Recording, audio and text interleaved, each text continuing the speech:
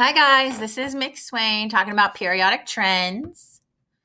So here we have our periodic law. The properties of elements repeat periodically when elements are arranged in order by atomic number. So that's just talking about when we have our column one, so like our lithium, and then as we go through and we hit up sodium, since they're right underneath each other, they're repeating in the period, then those guys exhibit similar properties. So lithium and sodium are in two separate periods, but in the same column. They exhibit similar chemical properties, and that's because they have one valence electron, so they're going to bond similarly. And then you're going to see column two. All right, so we have our beryllium next to lithium, and then we have our magnesium next to sodium. And what you notice is that we have one valence electron, then two valence electrons. So then the bottom row beneath that with our magnesium has two valence electrons. So it's going to also exhibit similar properties. Here we just have a quick recap of the families. So alkali metals is column one. Alkaline earth metals. Then this chunk in the middle is our transition metals, and between the alkaline earth and transition metals, if we were to elongate it, it's our inner transition metals, also called rare earth elements or lanthanide and actinide series. Then we have our BCNO family here. So it starts with boron, carbon, nitrogen, oxygen. Column 17 is our halogens, and our final column is the noble gases. Those are inert. Again, we have our groups versus periods. Groups are up and down. They're also called families. And then our periods go side to side, left to right. And those, we have, like 7 of those. Yeah, 7 periods. Periods, again, we're talking about the periodic law. So the trend that we see here is going to be mimicked here and here, etc. All right, again, just a recap on metals. Majority of the periodic table, left side. Non-metals are on the right side, including lovely hydrogen over here. And then our metalloids are along this staircase. All right, so our first major trend is the atomic radius that you guys had an assignment on. So the atomic radius is the distance from the nucleus of an atom to their outermost electrons. So from the center of the atom to the outermost portion, just like, radius when you do radius in math class. All right.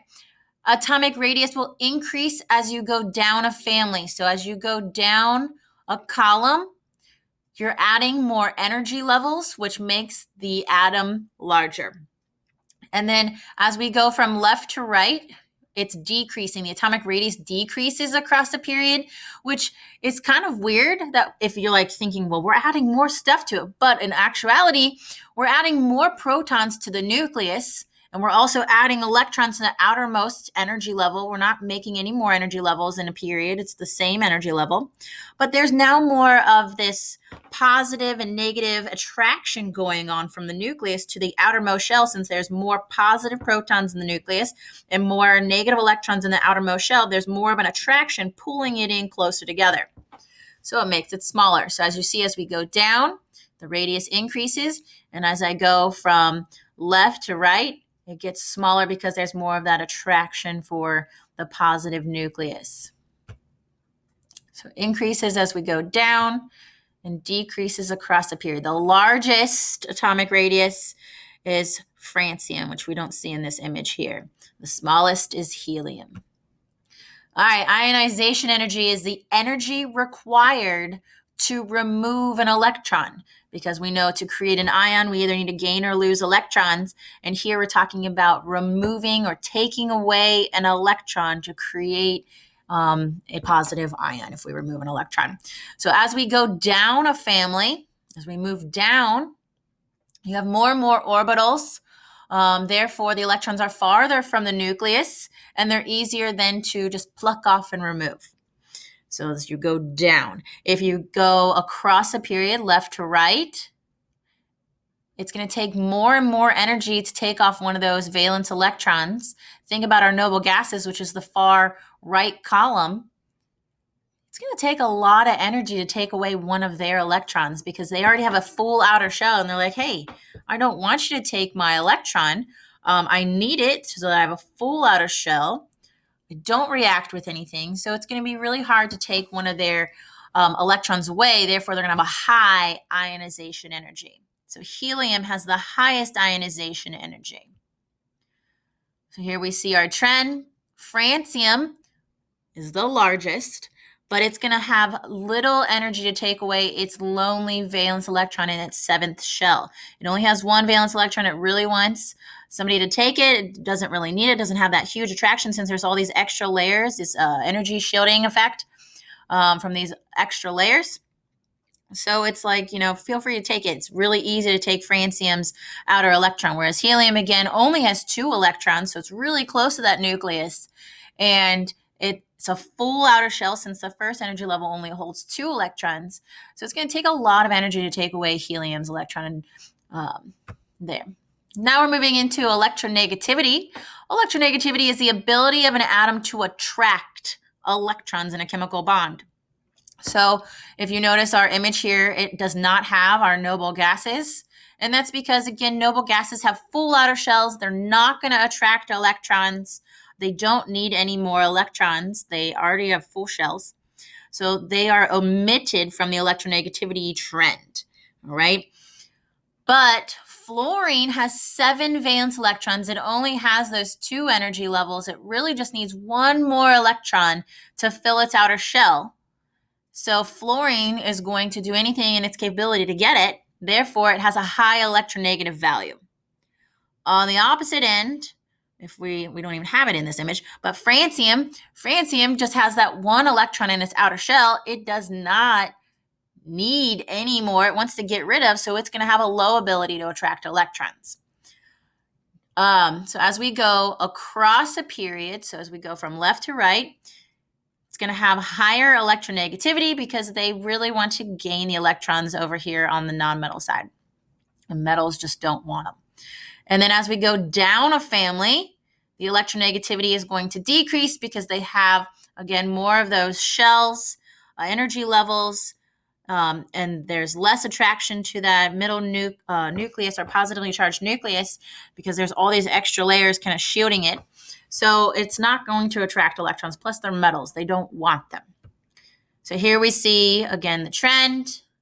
So the most electronegative element is fluorine, and the least electronegative element is francium. Here's just a quick summary.